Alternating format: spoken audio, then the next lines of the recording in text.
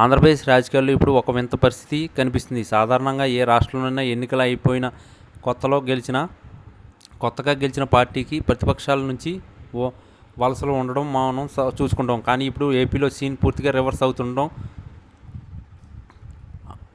కనిపిస్తుంది. కూటమి ప్రభుత్వం ఏర్పడిన కేవలం 21 నెలల్లో మాత్రమే అవుతున్నప్పుడే అధికార పార్టీ నుంచి ప్రతిపక్షం వైపు అడుగులు పడుతున్నాయి. ముఖ్యంగా నంద్యాల జిల్లాలోని ఆలగడ్డ ప్రాంతంలో జరిగిన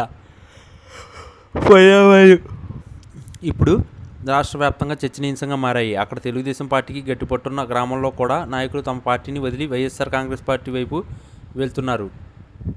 ఆలగడ్డ అంటేనే భూమా కుటుంబానికి కంచుకోట లాంటిది. అట్లాంటి చోట కూడా పార్టీ పునాదులు కదులుతున్నాయంటే గ్రౌండ్ లెవెల్లో పరిస్థితి ఎంత సీరియస్గా ఉందో అర్థం చేసుకోవచ్చు. తాజాగా జరిగిన ఈ కార్యక్రమంలో చాగళ్లమర్రి మండలం మహాదేవపురం గ్రామానికి చెందిన తెలుగుదేశం పార్టీ ఎంపీటీసీ షేక్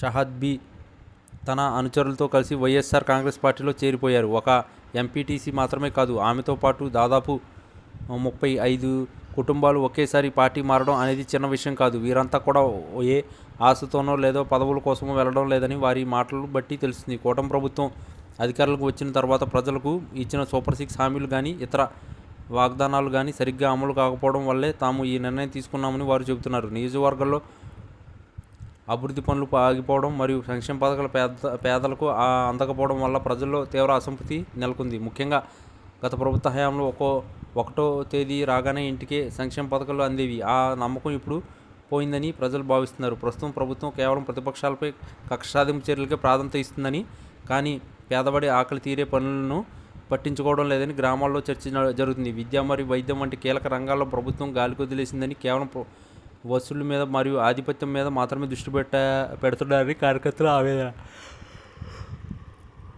వ్యక్తం చేస్తున్నారు. కూటమి పార్టీలే తెలుగుదేశం మరియు జనసేన మధ్య కూడా క్షేత్రస్థాయిలో సరైన సఖ్యత లేకపోవడం వల్ల పనులు సాగడం లేదని, దీనివల్ల ఇబ్బందులు ఎదురవుతున్నాయని వారు భావిస్తున్నారు.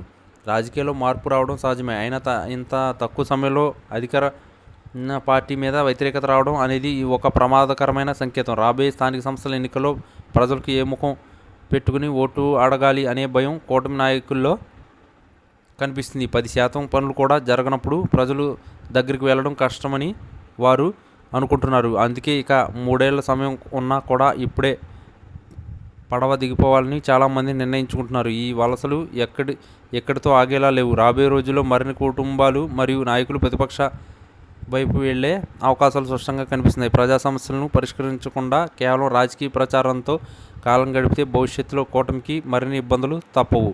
ఆలగడ్డ నియోజకవర్గంలో జరుగుతున్న ఈ మార్పు కేవలం ఒక గ్రామానికి పరిమితం కావు, ఇది ఒక ఆరంభం మాత్రమే అని అక్కడ రాజకీయ వర్గాల్లో వినిపిస్తుంది. ప్రజలు జగన్ పాలనలో ఉన్న